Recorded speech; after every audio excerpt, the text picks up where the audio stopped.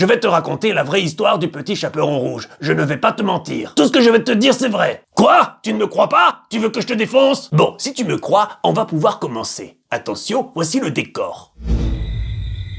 Il était une fois, dans une forêt sombre et dangereuse, un loup solitaire qui ne voulait faire de mal à personne.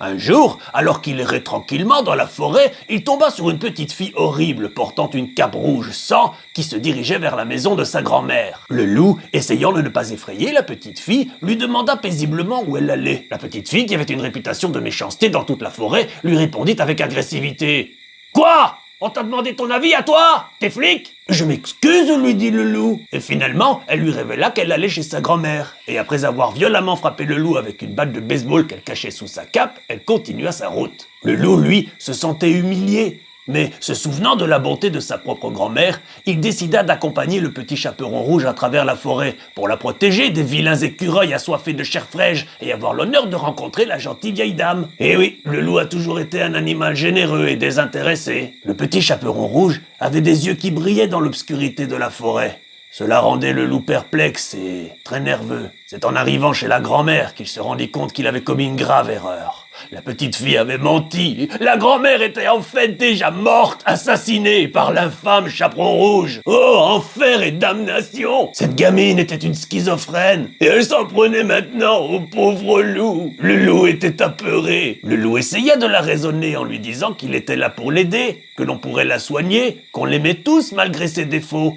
Mais la petite fille ne voulait rien entendre. Elle sortit un couteau et menaça le loup. Le loup n'avait plus le choix. Pour sauver sa vie, il se jeta sur le petit chaperon rouge et la mangea, miam miam, mais à contre-cœur, bien sûr. Ensuite, il entendit la pauvre grand-mère agonisante qui demandait de l'aide. Le loup accourut dans sa chambre pour la secourir. Oui, le loup a un bon cœur. Mais la pauvre vieille dame lui dit d'un ton suppliant: « Je ne veux plus vivre. Je suis traumatisé à cause de ma petite fille. S'il te plaît, mange-moi pour abréger mes souffrances. » Alors le loup lui répondit: « Oh mais bien sûr, chère grand-mère, je ne voudrais surtout pas prolonger votre agonie.